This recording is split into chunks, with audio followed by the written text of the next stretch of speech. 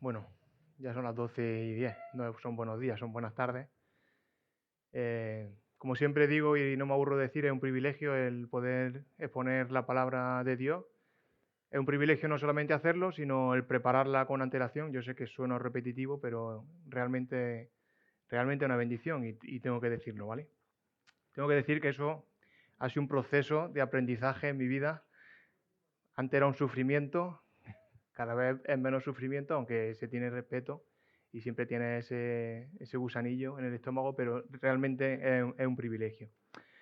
Bueno, la semana pasada terminamos en las predicaciones expositivas de la carta de Efesios y bueno, arrancamos una etapa seguramente de varios meses hasta que pase el verano de predicaciones libres.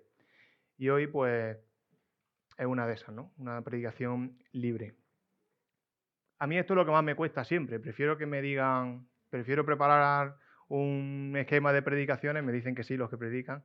Prefiero preparar unas predicaciones sistemáticas, que me toque un texto, aunque sea muy difícil de tocar, pero yo sé lo que tengo, no pierdo el tiempo en averiguar qué es lo que tengo que predicar, a pensar qué es lo que hay que hacer, ¿no? Qué es lo que hay que predicar. Realmente me cuesta más trabajo.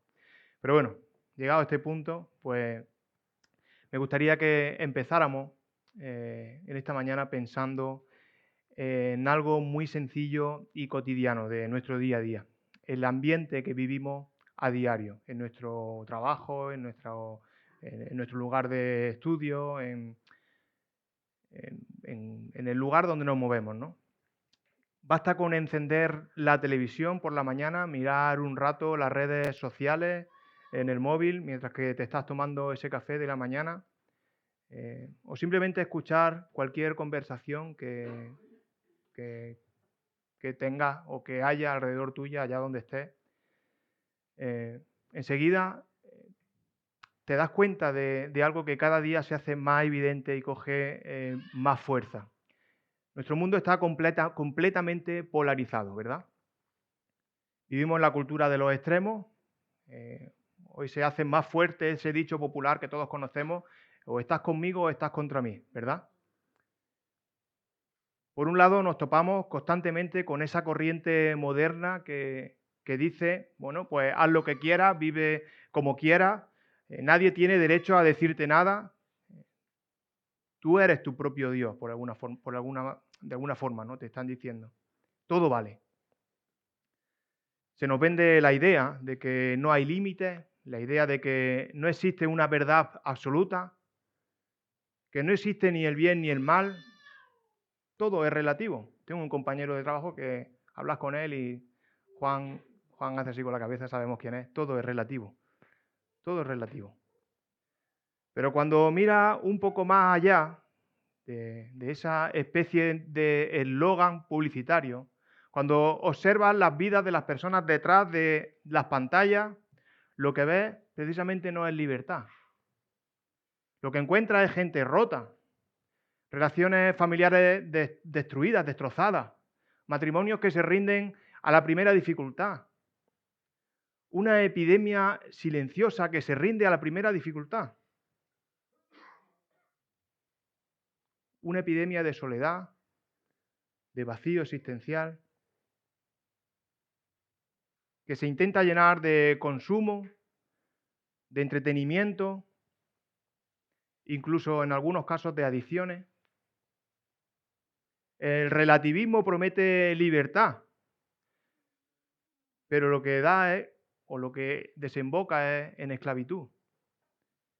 El profeta Isaías ya lo advirtió muy claramente cuando en Isaías 5:20 dijo: «Ay de los que a lo malo llaman bueno y a lo bueno malo, que hacen de la luz tiniebla y de las tinieblas luz, que ponen lo amargo por dulce y lo dulce por amargo».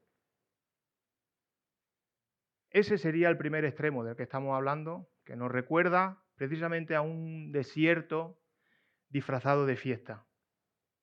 Parece fiesta, pero en realidad hay un desierto detrás.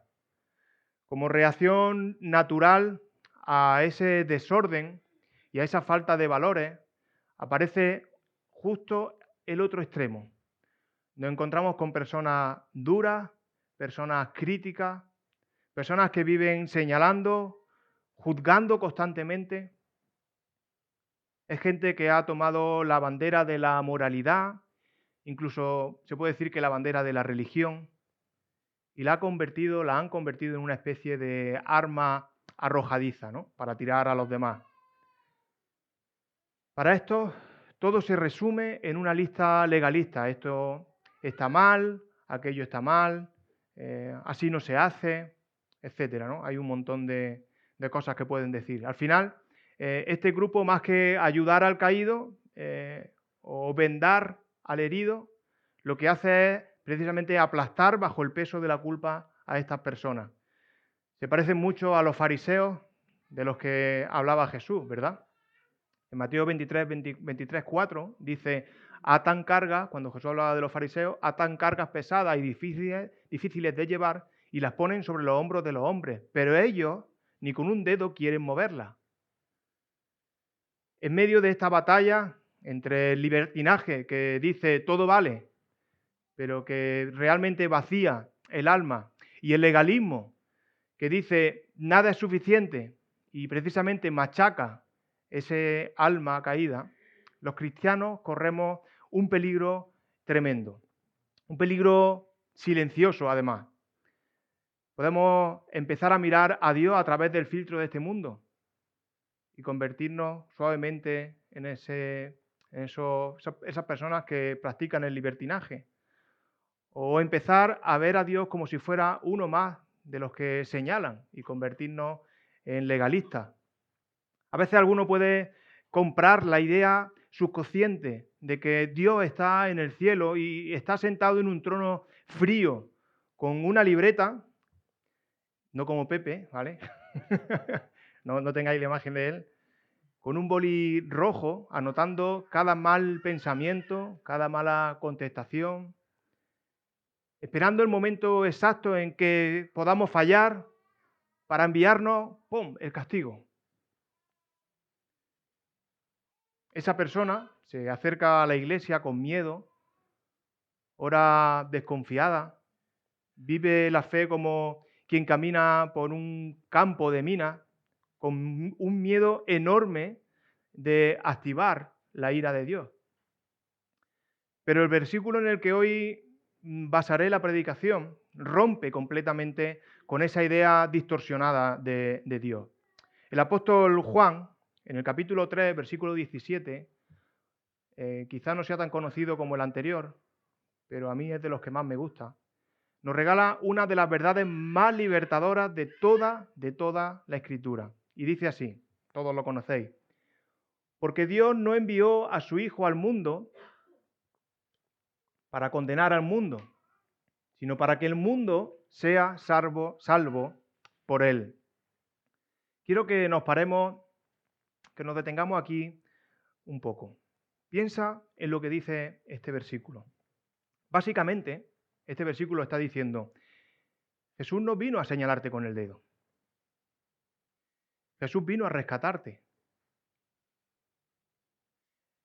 Él no vino a firmar tu sentencia de muerte.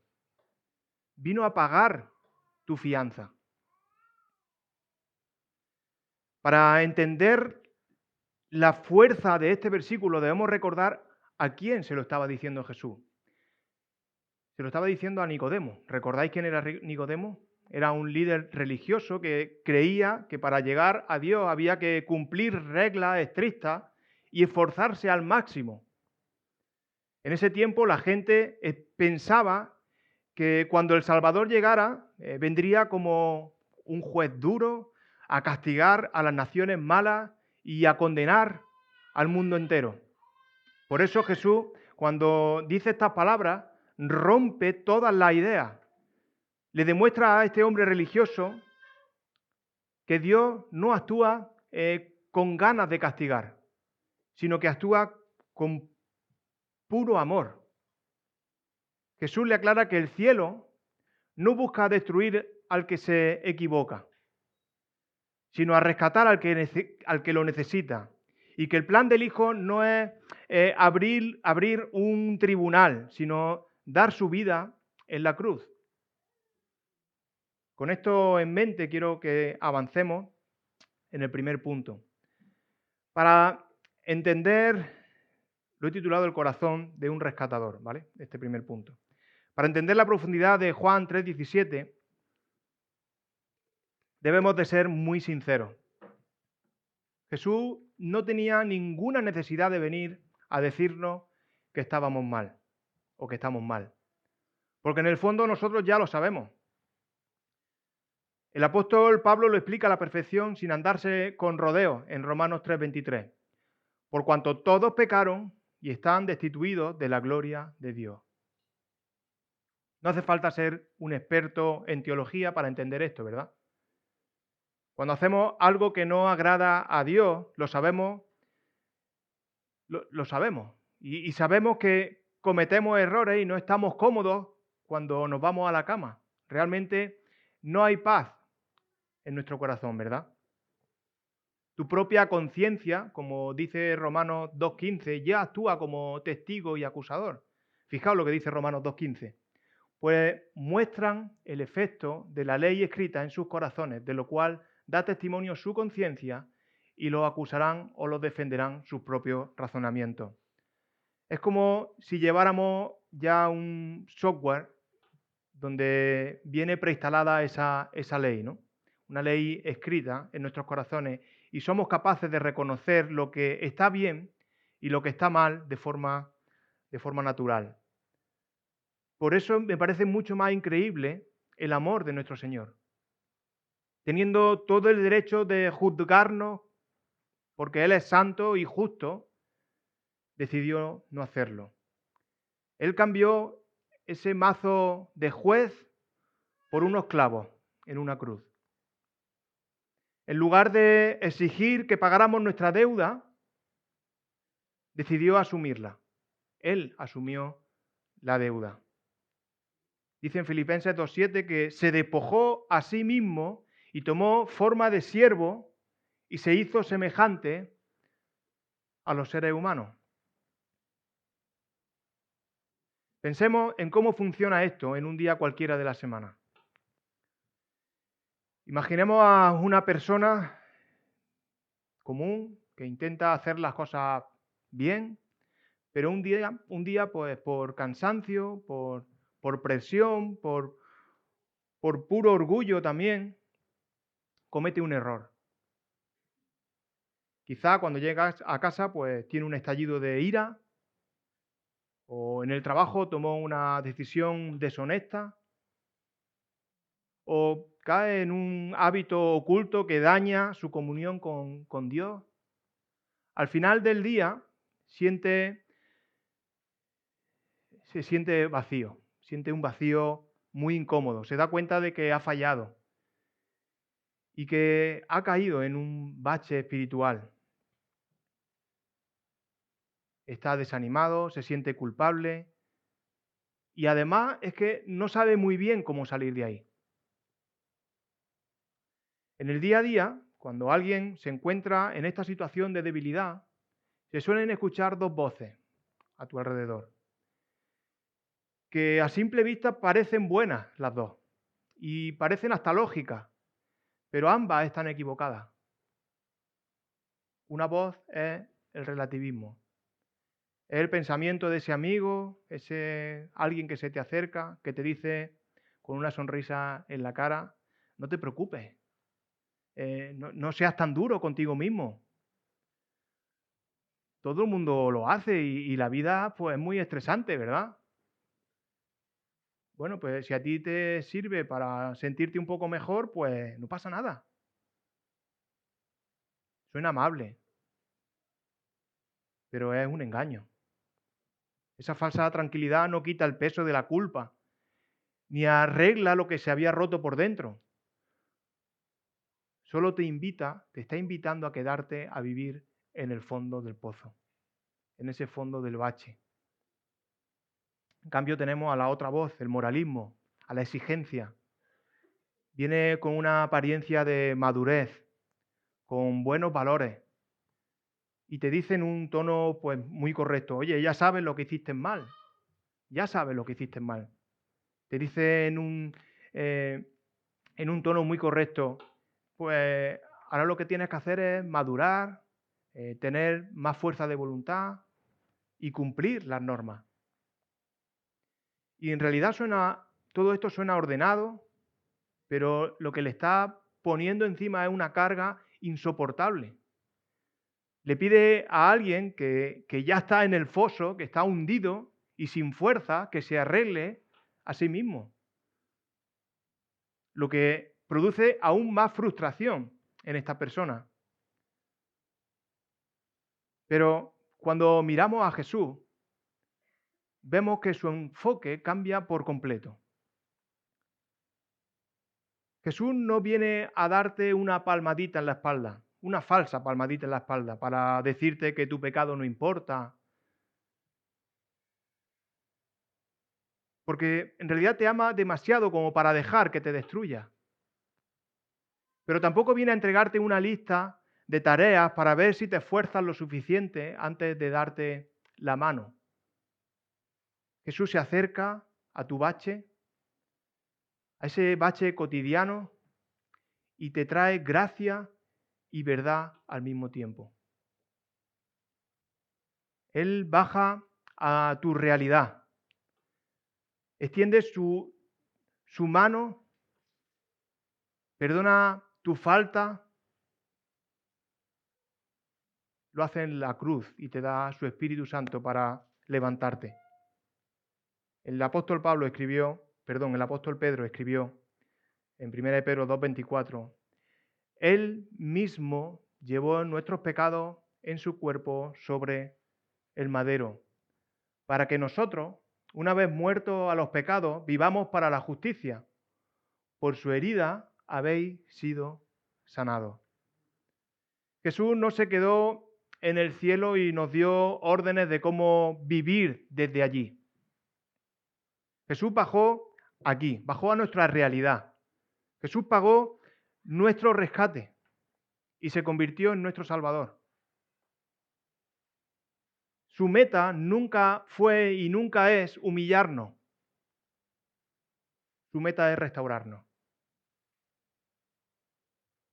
Él, y además Él tomó la iniciativa, que sería el segundo punto. Esto lo cambia por completo. Dios siempre toma la iniciativa. En la mayoría de las religiones humanas, la dinámica es precisamente la contraria, es ascendente. El ser humano tiene que hacer sacrificios, cumplir rituales, subir escalones espirituales, esmerarse al máximo para ver si con suerte logra de alguna manera apaciguar la ira de la divinidad y ganarse su favor, ¿verdad? Muchas veces nosotros trasladamos esa mentalidad equivocada al cristianismo. Pensamos de forma inconsciente, si logro ordenar mi vida, si dejo todos mis malos hábitos, si empiezo a portarme bien de manera perfecta, entonces y solo entonces Dios me va a aceptar y me va a amar. Pero el Evangelio es radicalmente contrario a esto. El Evangelio no es el hombre buscando a Dios. Es Dios buscando desesperadamente al hombre. El apóstol Pablo derriba cualquier argumento acerca del mérito humano en Romanos 5:8. Dice, sin embargo, Dios muestra su amor con nosotros en que cuando aún éramos pecadores, Cristo murió por nosotros.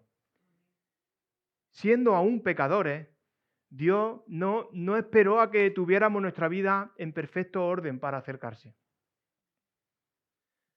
No esperó a que limpiáramos nuestro vocabulario, sanara nuestro carácter o resolviéramos nuestras crisis. Él no se acercó a nosotros cuando lo merecíamos o cuando estábamos en una cumbre espiritual. Él se acercó cuando estábamos en lo más profundo de nuestra debilidad. Cuando estábamos rotos. Cuando nuestras fuerzas se habían agotado y ya no podíamos más. Por lo tanto, la cruz no es una lista de exigencias que debes cumplir para que Dios te mire con agrado. La cruz es la respuesta de amor de un Dios que ya te miró con compasión. Jesús nunca, nunca, nunca ha dicho, arregla primero todo aquello que es un desastre en tu vida, limpia tu sucio corazón y luego pues ya puedes venir a buscarme a la iglesia. Pero lo que sí te dice es que me he acercado a ti, he pagado tu rescate en el Calvario. Déjame entrar, déjame ayudarte, déjame sanarte. Cuando entendemos esta verdad, cuando lo entendemos de verdad, la culpa se desvanece y da paso a una seguridad completa, una seguridad gloriosa. Eso es lo que nos enseña Romanos. En Romanos 8:1 podemos leer, ahora pues, ninguna condenación hay para los que están en Cristo Jesús, los que no andan conforme a la carne, sino conforme al Espíritu. Ninguna condenación, ninguna es ninguna. No dice poca condenación, ni siquiera dice condenación solamente para los pecados pequeños. Dice ninguna, ninguna condenación. El cristiano ya no obedece a Dios por miedo al castigo o por temor al infierno. El miedo es un motivador muy pobre, que lo que produce en realidad son esclavos religiosos. Nosotros obedecemos a Dios desde el agradecimiento profundo. Desde un corazón enamorado del Señor, de nuestro Salvador, que nos amó a pesar de nuestra condición pecadora. Ya no estamos viviendo para ser aceptados. Vivimos porque ya hemos sido aceptados. Y bueno, alguno me podrá decir, bueno, Isaac, pero esto suena muy bien en la teoría, pero tú no conoces mi pasado. Tú no sabes las cosas que yo he hecho, los secretos que guardo o lo bajo que he caído. La gracia de Dios, bueno, puede ser para personas que aún pues, cometen errores, son buenas, pero llevan vidas más o menos ordenadas, no como la mía. Bueno, eso es una mentira del enemigo. Él siempre intenta hacernos creer que nuestro pecado es más grande que la gracia de Dios. Quiero llevaros al Antiguo Testamento para que podamos mirar la vida de alguien muy conocido, la vida de David, el rey David.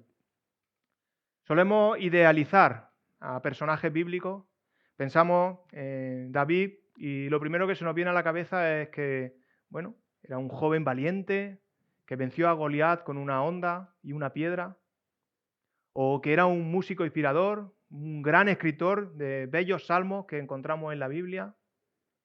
Pero si somos rigurosos con el relato de la Escritura, la vida de David tiene capítulos extremadamente oscuros.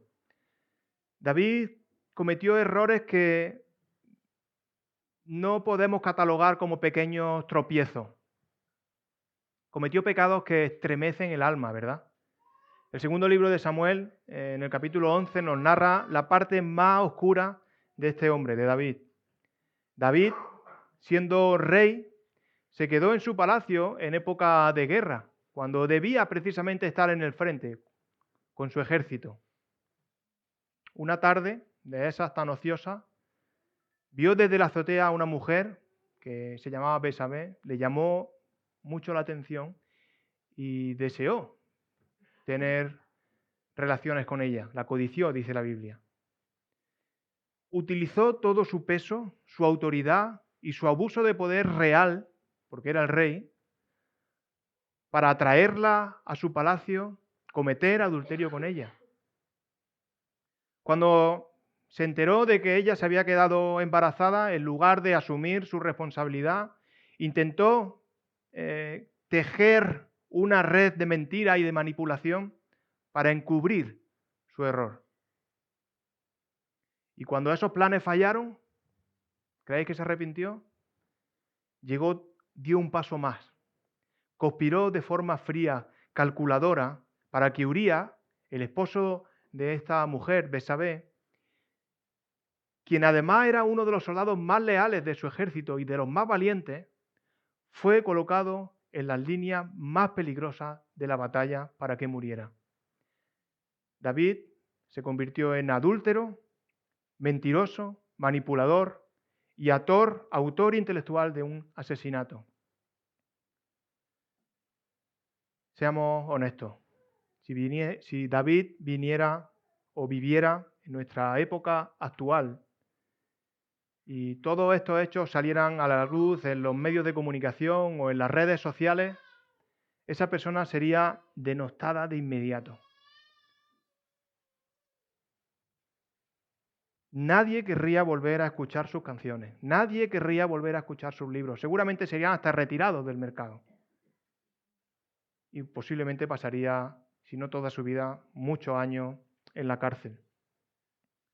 Y sin embargo, cuando leemos la totalidad de la Escritura, nos encontramos con una frase o un versículo impactante que Dios mismo pronuncia acerca de él en Hechos. Dice en Hechos 13:22, cuando Dios le quitó el trono a Saúl, puso como rey a David, del cual dijo, sorprendente, ¿verdad?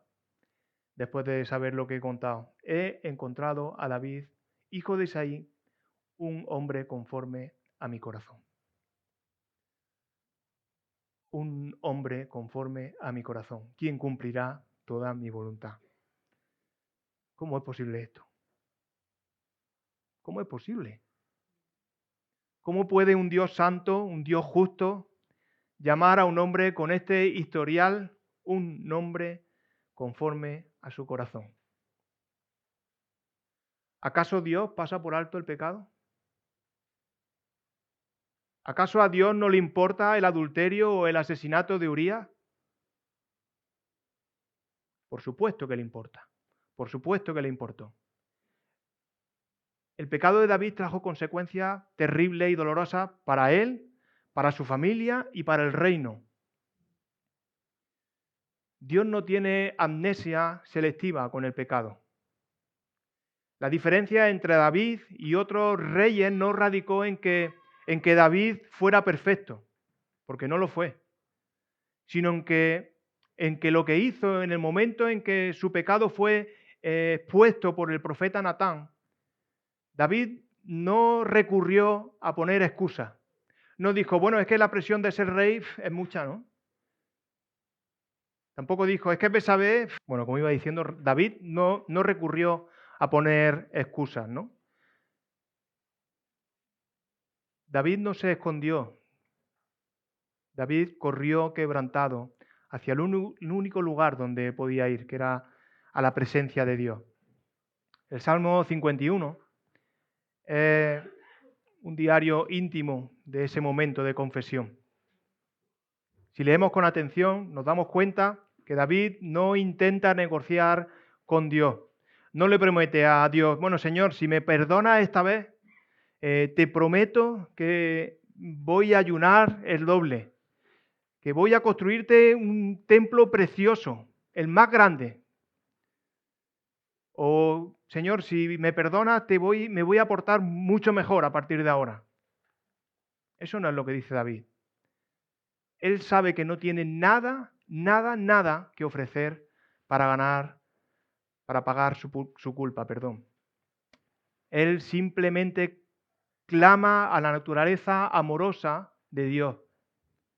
En el Salmo 51, del 1 al 2, podemos leer, ten piedad de mí, Dios mío, conforme a tu misericordia, conforme a la multitud de tus piedades, borra mis rebeliones. Lávame más y más de mi maldad y límpiame de mi pecado. Más adelante, en el versículo 10, expresa su verdadera necesidad. Dice, crea en mí, Dios mío, un corazón limpio y renueva un espíritu recto delante de mí. Dentro de mí, perdón. David entendió una verdad teológica profunda que muchos cristianos hoy todavía no han asimilado. Él no necesitaba un simple barniz externo que limpiara su apariencia, que limpiara su reputación. Él no necesitaba mejorar un poco su comportamiento o seguir una nueva lista de reglas. Él necesitaba una nueva creación. Él necesitaba un trasplante de corazón espiritual. Y Dios, en su infinita gracia, ¿qué hizo? No lo rechazó. Él no lo expulsó de su presencia, ni lo abandonó en la vergüenza de su caída. Dios perdonó su pecado y restauró su alma. Porque como el mismo David escribió al final de este salmo, en el versículo 17, dice: los sacrificios de Dios son el espíritu quebrantado. Al corazón contrito y humillado no despreciarás tú, mi Dios.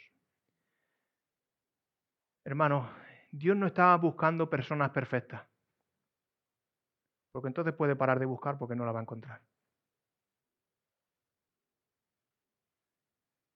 Dios no está pensando en encontrar personas perfectas que finjan serlo o que nunca fallan.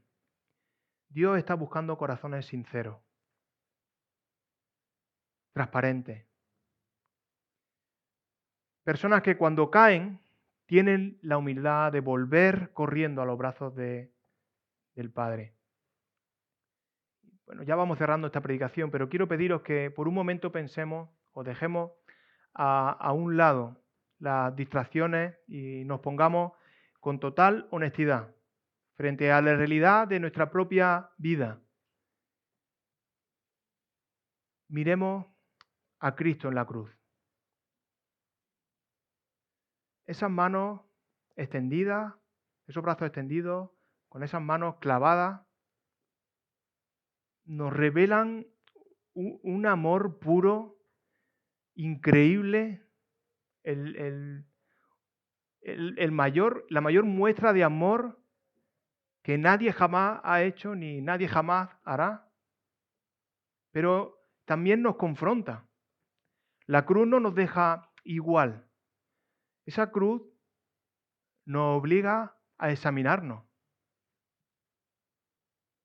Este mensaje nos coloca hoy entre dos realidades muy concretas. Y cada uno sabe perfectamente en cuál de ellas se encuentra. En primer lugar, pues me quiero dirigir a aquellos que aún no han experimentado ese nuevo nacimiento. A veces, o casi siempre, es muy fácil camuflar nuestra distancia con Dios detrás de una vida respetable, aparentemente respetable, con muy buenas intenciones y con el orgullo de creer que podemos poner solución a las cosas por nosotros mismos. Pero la cruz nos muestra que nuestra necesidad espiritual es tan profunda que no se arregla con un simple cambio de hábito. Necesitamos que Cristo cambie nuestro corazón desde la raíz. No tienes que demostrarle a Dios que eres fuerte. Puedes decirle en tu corazón: Señor Jesús, reconozco que estoy atrapado en un pozo que no puedo salir por mis propios medios. Admito mi fragilidad y te necesito. Toma el control de mi vida. Y Él te escucha. Ten por seguro que te escucha. Fijaos lo que dice Juan 6:37. Todo lo que el Padre me da vendrá a mí, y al que a mí viene no le echo fuera. Es una promesa segura. El que a Él va jamás será rechazado. Mi recomendación es que no sigas postergando tu encuentro con la gracia. No sigas dejando para mañana lo que puedes hacer hoy. Acércate a Dios, pídele perdón, entrégale tu vida. Y en segundo lugar, también quiero hablar a la Iglesia, a nosotros. Es necesario que evaluemos con mucha humildad, si en nuestro día a día nos hemos deslizado hacia un legalismo sutil. Es muy fácil, y yo voy a hablar por mí, ¿vale? Es muy fácil escandalizarse por los errores de la sociedad. Señalar el fallo de los demás con el dedo, o mirar a los demás con una supuesta altura espiritual, porque yo soy cristiano evangélico. Pero cuando hacemos eso, olvidamos la realidad de nuestra propia historia. Estamos aquí únicamente porque fuimos rescatados por pura gracia. Una iglesia que solo juzga se convierte en un tribunal frío. Se convierte en una iglesia que ha perdido el carácter de Cristo. Si nuestra actitud hacia el que sufre o hacia el que ha caído es la indiferencia o el rechazo, nos hemos desviado del Evangelio. Ser iglesia, hermano, significa atarse la cuerda de la compasión, bajar al pozo, a llenarte de lodo, a sostener la mano de quien se encuentra roto allí dentro, ahí abajo. No salgamos de aquí a exigirle a un mundo en oscuridad que viva como si estuviera en luz. Nuestra misión es reflejar a Cristo. Nuestra misión es llevar el bálsamo del perdón a las personas y dejar que nuestras puertas sean un refugio de restauración. Recordemos siempre que la verdad del Evangelio es la que debe de guiar cada una de nuestras acciones. En Juan 3:17, recordad lo que dice. Porque Dios no envió a su Hijo al mundo para condenar al mundo, sino para que el mundo sea salvo por él. A Él sea realmente toda la gloria, todo el honor y toda la alabanza. Amén.